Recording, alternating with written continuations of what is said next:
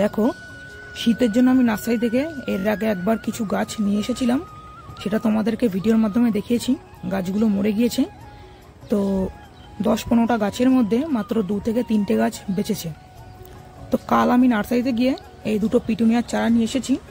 এগুলো একটু বড় সাইজ, সেই কারণে মাত্র 10 টাকার বিনিময়ে।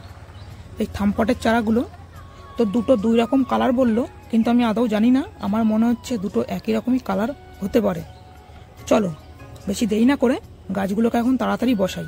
এবং এদিকে দেখো সন্ধে হতে চলেছে, তো বেশি দেরি করলে ভিডিওটা অতটা ভালো আসবে না।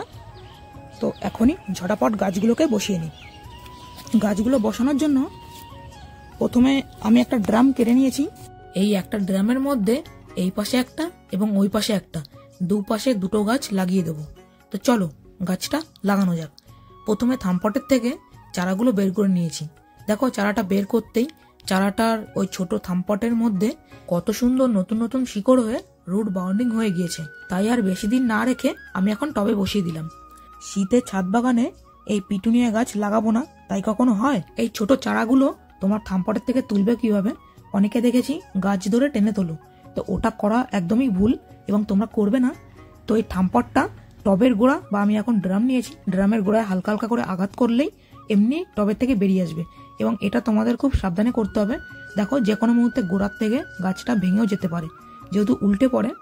তো দেখো এই গাছটা, দ্বিতীয় গাছটাও কত সুন্দর পরিমাণে শিকড় হয়ে গিয়েছে, নতুন নতুন শিকড়, এবং সেই ছোট থামপটের মধ্যে শিকড়টা পুরো ভরে গিয়েছে।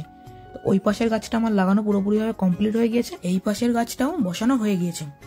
বন্ধুরা, তোমরা পিটুনিয়া গাছ লাগানোর ক্ষেত্রে তোমরা একটু বড়সড় জায়গা নিয়ে নেবে, কারণ পিটুনিয়া গাছ বড়সড় জায়গা পছন্দ করে এবং গাছটা ছড়িয়ে ছিটিয়ে ওঠে এবং একটা ঝাপড়া এবং ঝোপালো আকারে হয়ে ওঠে। সেই কারণে বলছি, তোমরা যখনই পিটুনিয়া গাছ লাগাবে একটু বড়সড় দেখে জায়গায় লাগাবে, বা পিটুনিয়ার টব কিনতে পাওয়া যায় বড় এবং গোল, সেই টবেও তোমরা লাগাতে পারো। পিটুনিয়া এই দুটো গাছ বসানোর পর যেটা বাকি ছিল গাছের গোড়ায় জল দেওয়া, তো সেটাও দিয়ে দিয়েছি। আজকের ভিডিওটা এতটাই। দেখা হচ্ছে তোমাদের সাথে পরের একটি নতুন ভিডিওতে।